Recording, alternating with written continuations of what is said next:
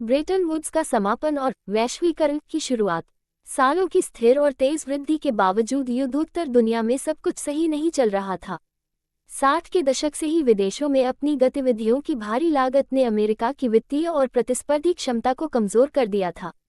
अमेरिकी डॉलर अब दुनिया की प्रधान मुद्रा के रूप में पहले जितना सम्मानित और निर्विवाद नहीं रह गया था। सोने की तुलना में डॉलर की कीमत गिरने लगी थी।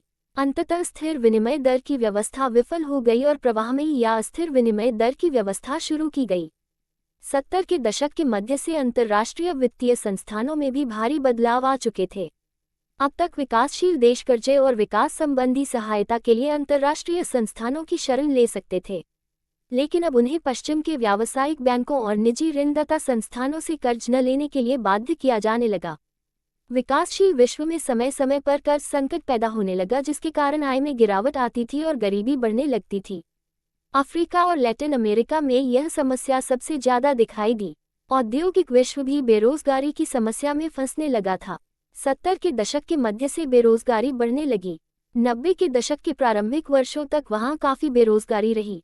70 के दशक के आखिर सालों से बहुराष्ट्रीय कंपनियां भी एशिया के ऐसे देशों में उत्पादन केंद्रित करने लगी जहां वेतन कम थे।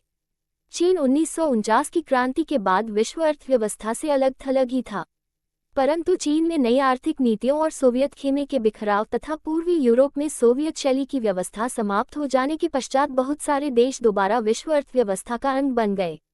चीन जैसे देशों में वेतन तुलनात्मक रूप से कम थे। फलस्वरूप विश्व बाजारों पर अपना प्रभुत्व कायम करने के लिए प्रतिस्पर्धा कर रही विदेशी बहुराष्ट्रीय कंपनियों ने वहां जमकर निवेश करना शुरू कर दिया। क्या आपने इस बात पर ध्यान दिया है कि हमारे ज़्यादातर टेलीविज़न, मोबाइल फ़ोन और खिलौने चीन में बने होते हैं या वहाँ के जैसे ही लगते हैं? ये चीनी अर्थव्यवस्था की अल्प लागत अर्थव्यवस्था और खास तौर से वहाँ के कम वेतनों का नतीजा है। उद्योगों को कम वेतन वाले देशों में ले जाने से वैश्विक व्यापार और पूंजी प्रवाहों पर भी असर पड़ा। पिछले 2 दशक में भारत, चीन और ब्राज़ील आदि देशों की अर्थव्यवस्थाओं में आए भारी बदलावों के कारण दुनिया का आर्थिक भूगोल पूरी तरह बदल चुका है।